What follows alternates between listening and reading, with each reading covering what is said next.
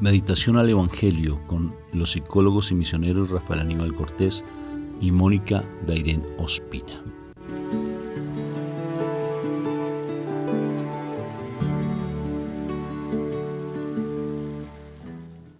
Bueno, Dios me los bendiga, Dios me los llene de mucha paz. ¿Cómo estás, mi amor? Bien, gracias a Diosito. Bendecida, encendida en victoria y con tendencia a mejorar.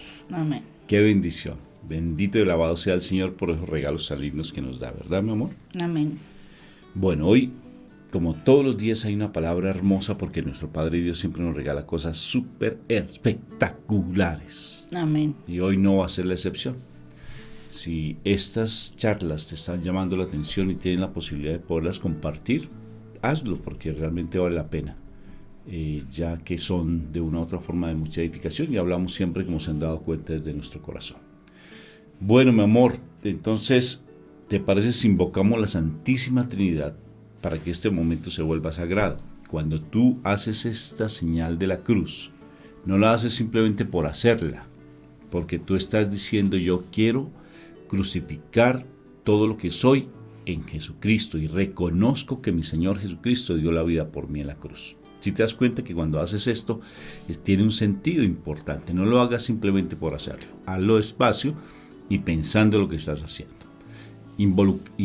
Invitamos a la Santísima Trinidad en este momento y este momento se vuelve sagrado. Por la señal de la Santa Cruz de nuestros enemigos, líbranos, Señor Dios nuestro, en el nombre del Padre, del Hijo y del Espíritu Santo. Amén. Este momento es sagrado ya. Padre Santo del cielo, yo te doy gracias por tu amor, por tu misericordia, por tu bondad, porque tú nunca nos desamparas, porque tú siempre estás allí dándonos lo mejor de lo mejor. Gracias, Padre, por tu amor, por tu infinita bondad, por tu caridad, porque tú estás siempre, siempre acompañándonos. Te alabo y te bendigo por siempre, Papito Dios del cielo, porque tu amor es infinito, tu bondad es infinita. Gracias, Padre, porque tú nunca nos abandonas.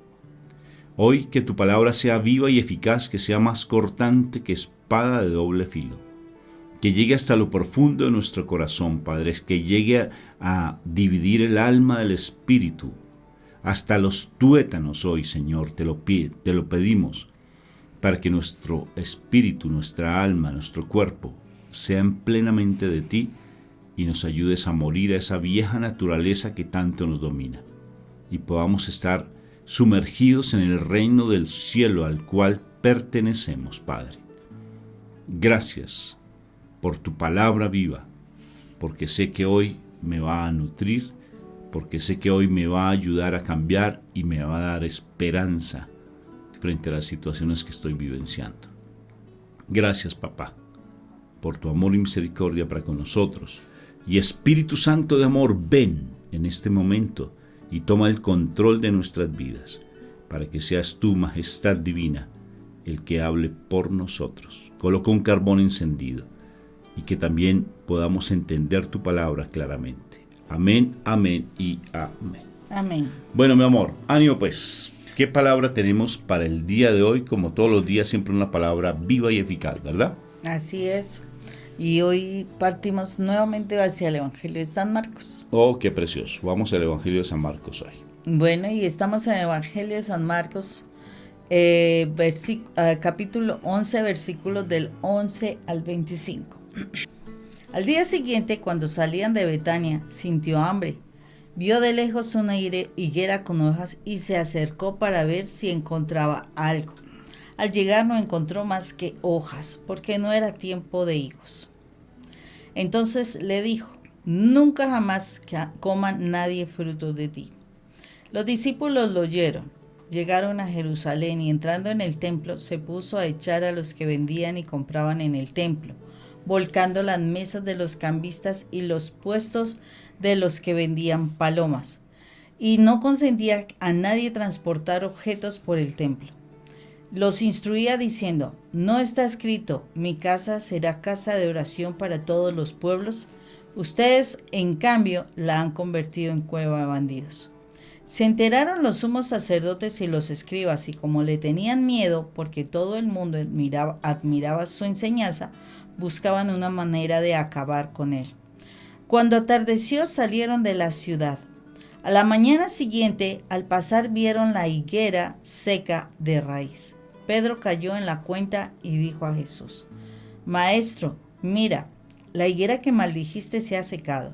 Jesús contestó: Tengan fe en Dios. En verdad les digo que si uno dice a este monte, quítate y arrójate al mar, y no duda en su corazón, sino que cree que esto sucederá, lo que dice lo obtendrá.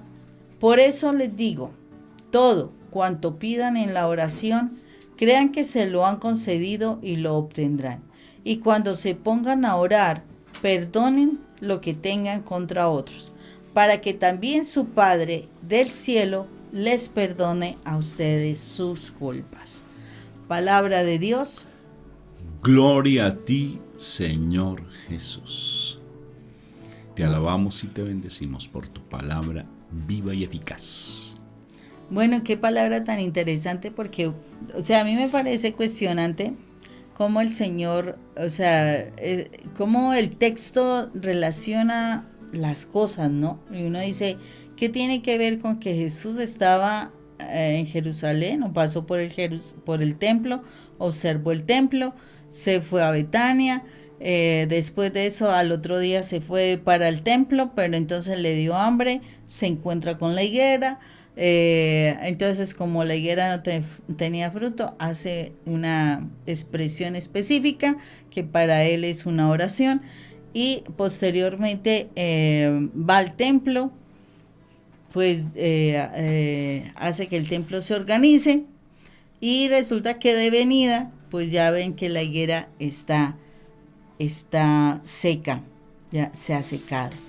Y es interesante este texto precisamente porque, el Señor no actúa por una situación fortuita. Todo tiene razón de ser. Mira que no es una situación fortuita, porque aquí nos está diciendo que Jesús fue y observó en el templo. Él fue al templo y lo observó. ¿Y qué observó en el templo? Que habían vendedores, que habían cambistas, que había una cantidad de cuestiones, ¿sí? Que no estaba funcionando el templo. Se supone el templo para nosotros debería ser el sitio donde, sí, eso debería ser.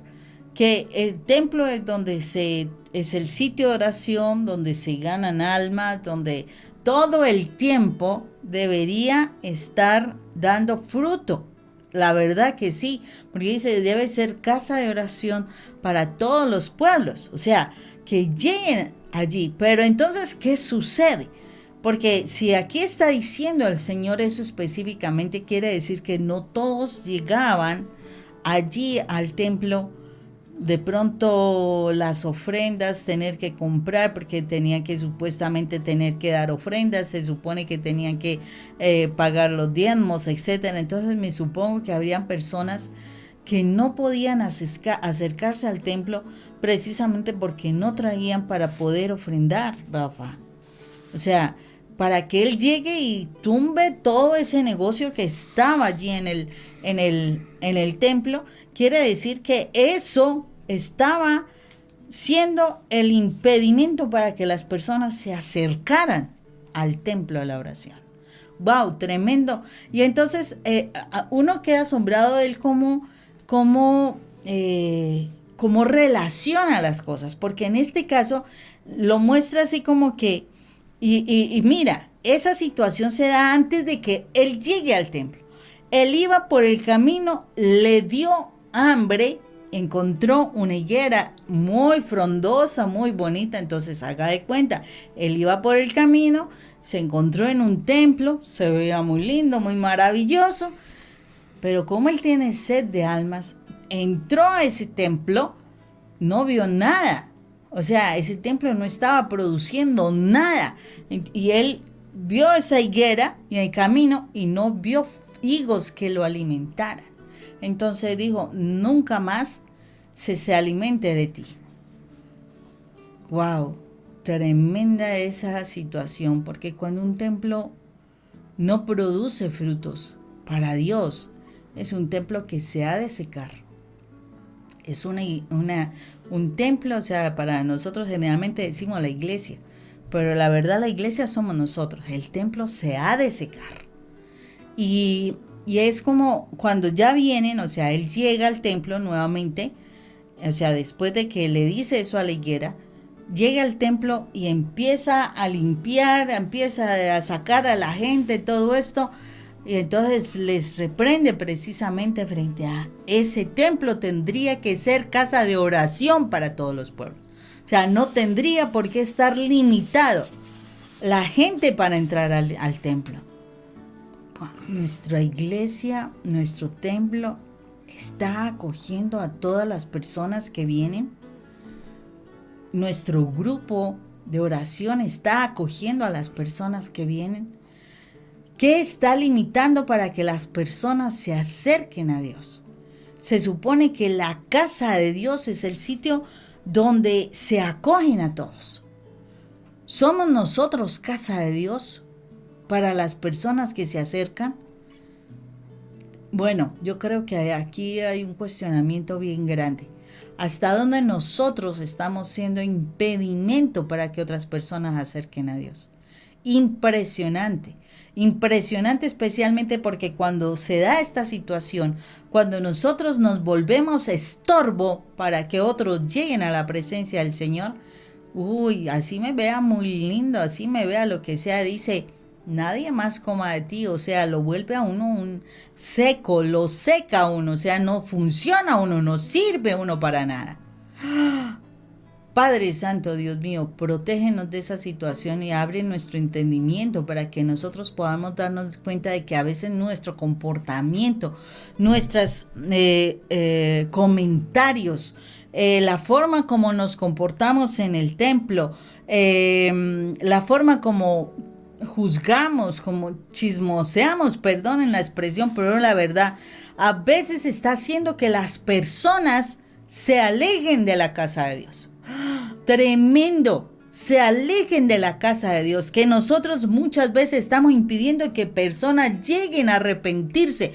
¿Por qué? Porque, no, ¿para qué voy a ir a esa iglesia si allá lo único que hacen es criticar, allá lo único que hacen es pedir dinero, lo único que están haciendo es tal cosa?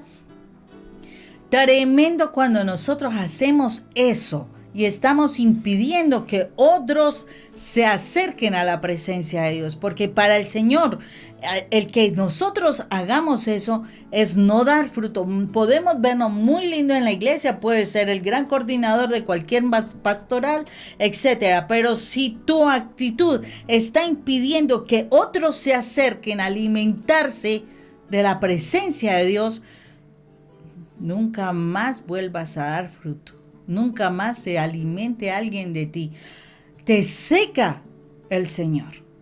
Te seca y te hace que te apartes, te mueras, te vayas de su camino, porque estás entorpeciendo a las personas que se acerquen a la presencia de Dios. No nos permitamos estas cosas, porque tremendo este mensaje que el Señor nos está diciendo, porque aquí está diciendo, si tú estás pidiendo algo al Padre Eterno, o sea, si tú digamos, estás dándote cuenta de esto en la iglesia, ora para que el Padre conceda la virtud de que las personas se acerquen, de que las personas se quieran alimentar con la presencia de Dios. Pero cree que el Señor te lo va a conceder y así va a ser. Entonces, aquí está diciendo claramente, o sea, si nosotros queremos conquistar personas para que se acerquen a Dios, primero, no seamos el obstáculo. Y segundo, creamos que si estamos pidiendo esto para que las personas, o sea, nuestra familia en primer lugar, o esas personas que queremos se acerquen a Dios, creámoslo, porque el Señor las va a traer, pero tenemos que creerlo, tenemos que tener fe, pero no seamos obstáculo, porque muchas veces nosotros pedimos una cosa, pero estamos siendo obstáculo para que las personas se acerquen a Dios. Tremendo. Claro que sí, mi amor. Ya dijiste una expresión cuando dice que si el templo no da fruto, ese templo se seca. Y fíjate que nuestro corazón es el templo del Espíritu Santo. El templo, más que la iglesia, es nuestro corazón, porque nosotros somos iglesia, lo dijiste. Y el hecho de ser iglesia, la iglesia depende mucho de nuestra actitud, depende mucho de lo que nosotros somos como personas. Y si nosotros en nuestro interior no estamos dando fruto, nos secamos. Sí, porque lo importante en la parte espiritual es dar fruto. Y dar fruto implica no tanto en lo económico, porque a veces pensamos siempre que dar fruto es en lo económico, o la estabilidad financiera, o no. El dar fruto implica nuestra paz, y el dar fruto implica que demos testimonio, que a través de nuestro testimonio otras personas se edifiquen y vean la gloria de Dios a través de nuestro testimonio. Y lo particular es que el hecho mismo que se seque ese templo, por eso hay que rogarle, yo te sugiero, rogarle a Dios, si de por sí mi vida está siendo infructífera, o sea, no está dando fruto, no está siendo fructífera, no está dando fruto. Y tenemos que rogarle al Señor para que nos perdone por nuestra indiferencia, por nuestra falta de caridad, por nuestra falta de compasión hacia las almas. Y las almas empezando por mi próximo, que es mi esposa, en el caso del hombre, o el esposo, en el caso de la mujer, los hijos mismos, ¿sí? La familia extensa, porque no sabemos amar, amamos con egoísmo, o sea, en el mundo no hay amor. Amar con egoísmo, no, esa palabra está mal empleada incluso, porque no es amar con egoísmo, porque no se ama, allí no hay amor. O sea, el amor solamente existe en Dios, en nadie más, en el mundo no hay amor. Entonces, que nos enseñe realmente a amar sobre todo al que nos rechaza, al que nos vitupera, al que nos hace daño, porque sí podemos secarnos si no damos fruto. Y es importante que aprendamos y decirle, Señor, yo quiero dar fruto. Por favor, ten compasión de mí, ten compasión de mi alma, igual que cuando está con Pedro, por ejemplo, y dice, ¿hasta cuándo tendré que soportar los hombres de poca fe? Y hay algo que me parece tan impresionante, Moni, que si yo no doy fruto es porque tal vez mi actitud está adormecida. O sea, como bien se hablaba de Bartimeo, se hablaba de Zaqueo, a veces nos quedamos en una zona de confort en esas dificultades que traemos y nos quedamos adormecidos. Y ese adormecimiento hace que no demos fruto. Da fruto en el mal, en la lamentación, en el lloro permanente, en el no me quieren, en el yo sufrí mucho. Y es tan particular que a veces nos ponemos a escuchar tanta cosa de cómo somos un lamento permanente. Y en ese lamento permanente es un terreno seco. Es el lamento es como si hubiese un desierto y en el desierto no se prospera nada, porque es una lamentación. Y esa lamentación hace que no haya un fruto realmente, no haya hay tanta sequedad en la lamentación, es una sequedad que no permite que el terreno abonado, que es nuestro corazón, dé fruto. Cuando tú te quejas, entre más te quejes, más te duele, y esa sequedad que hay detrás de la lamentación hace que no se prospere ni a nivel espiritual, ni en la oración, en nada. No hay ni autoridad siquiera con la lamentación. Tú dices, pero ¿por qué tantas personas oran y se les dan las cosas y a ti no? Porque hay lamentación, ponte a pensar. Hay lamentación en tu discurso, hay lamentación en tu oración. Por eso no se te dan las cosas, porque te la pasas es renegando, quejándote, y eso es una forma, haz de cuenta que estuvieses trayendo una lluvia, no de bendición, sino una lluvia ácida, una lluvia que lo que hace es secar ese terreno que debe estar dando fruto, Moni. Y mira lo interesante, que cuando uno empieza a tener esa comunión con Dios, a creer en el amor de Dios, a empezar a decirle, Señor, yo no he dado fruto en mi vida, pero yo quiero hoy tomar una decisión en mi vida de que tú tomes el control de mi vida, regálame el Espíritu Santo para que yo me despierte. Y empieza a actuar el Espíritu de amor cuando tomas esa decisión y empiezas a tener una autoridad impresionante, Moni. Mira lo interesante del Evangelio con respecto a la autoridad. Tenía hambre y con autoridad seca esa higuera. Los apóstoles no entendían. Va al templo con autoridad y barre ese templo de la cueva de ladrones, porque aquí mi templo es casa de oración. dice mi Padre, mi Jesús, es la casa de mi Padre, es para orar. Y saquemos toda esa cantidad de alimañas que están aquí quitándonos la bendición. Y luego Pedro le pregunta, ¿y por qué se secó? Dijo, porque si ustedes pidieran creyendo, se les darán cosas en mi nombre. O sea, van a haber cosas maravillosas, porque ustedes no creen. Si ustedes tuvieran fe y creyeran, esa montaña se mueve. Él no lo está diciendo por decirlo, Moni. Es real. Si ustedes tuvieran fe, perfectamente se tiene una autoridad para muchas cosas, incluso hasta para las mismas situaciones en la casa. ¿No creen, mi amor? Sí, claro, Rafa, y mira una situación que a la medida que tú vas hablando me haces caer en cuenta, y es lo siguiente. El Señor también está diciendo algo. Tú puedes estar dentro de un grupo de oración, tú puedes estar dentro de un grupo de la iglesia, una pastoral o lo que sea. Tú puedes estar hasta en el mismo templo y ser otro feligrés más. Pero de pronto observas cosas, ¿sí?, que no están funcionando. A lo mejor tú tienes tu propio grupo de oración, no te preocupes. Pero tú observas que algo está funcionando mal. Y si tú de verdad estás conectado con nuestro Padre Dios y ves que alguien trae con sus cosas de oscuridad, porque o sea, en estos tiempos se está viendo mucho esa situación de que personas están en la iglesia pero van y consultan a los brujos. Esos son los espías camuflados. A veces hasta ni la persona es consciente de las locuras, porque eso es una locura, de la forma como el enemigo lo está usando. Esa persona, sí, o sea, tú tienes la autoridad, así como el Señor lo está diciendo. Tú tienes la autoridad para ir y limpiar, ¿sí? Limpiar lo que está funcionando mal.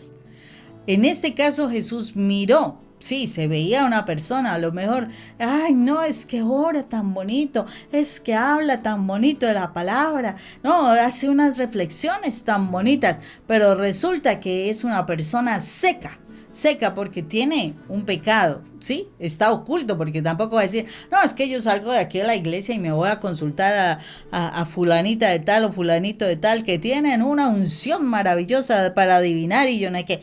No te lo van a decir, olvídate. El asunto está en que desde que tú estés conectado con el Padre, lo que pasó con nuestro Señor Jesús, Él observó qué estaba sucediendo.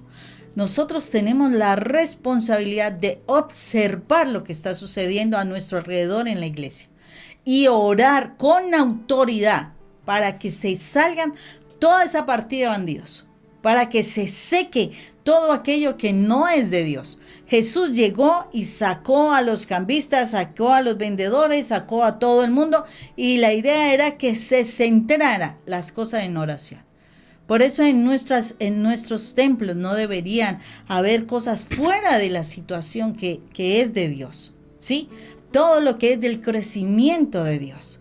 No es cuestión de grupos sociales ni nada de esas cosas. No, es de oración. Si tú tienes el grupo de oración, tú tienes que velar porque las cosas sean para la oración. Por eso se llama grupo de oración, ¿sí? Entonces, si es así, tú tienes que estar también vigilante. ¿Quién viene de manera incorrecta a presentarse y está generando ese bloqueo, ese impedimento para que otros se acerquen a la presencia de Dios? Porque una persona contaminada con cualquier cosa del mundo viene a traer, y sobre todo en la oscuridad, viene a traer bloqueo en el crecimiento. Entonces, ¿qué tienes que hacer? Limpiar. Y aquí está hablando de una autoridad que debemos tener para limpiar aquello que no es de Dios. Si tú tienes la autoridad, si tú crees en lo que tú vas a orar, lo que tú le pidas al Padre, Él lo va a conseguir, porque aquí nos está diciendo claramente, o sea, si tú crees en lo que vas a pedirle al Padre y crees que Él te lo va a conceder, el Señor te va a conceder la gracia. Entonces, nos está diciendo, tenemos una autoridad. Tenemos una autoridad siempre y cuando haya fe cuando pidamos. Importantísimo que nosotros podamos limpiar de verdad nuestros grupos de oración, que podamos limpiar, que vemos que, que personas son ministros de la palabra, de verdad que sí. o sea, o ministros de la comunión, y de verdad que practican cosas de brujería, que van y buscan la numerología, que van y buscan la santería, que van y buscan, o sea, tantas cosas que en el mundo de la oscuridad se movilizan, creyendo que eso no es brujería, pero todo eso es del lado de Satanás. Entonces, importantísimo que nosotros, sabiendo esas cosas, no tengamos miedo. No tengamos miedo, porque el Señor nos está diciendo, tú tienes una responsabilidad, pero se te concede una autoridad cuando tú oras con poder y oras con fe, creyendo que lo que pides al Señor Padre te lo va a dar. Entonces es muy importante que nosotros seamos conscientes de esa situación, que estemos muy vigilantes. En este tiempo tenemos que ser tremendamente vigilantes de nuestros grupos, tremendamente vigilantes en nuestra iglesia, seamos celosos.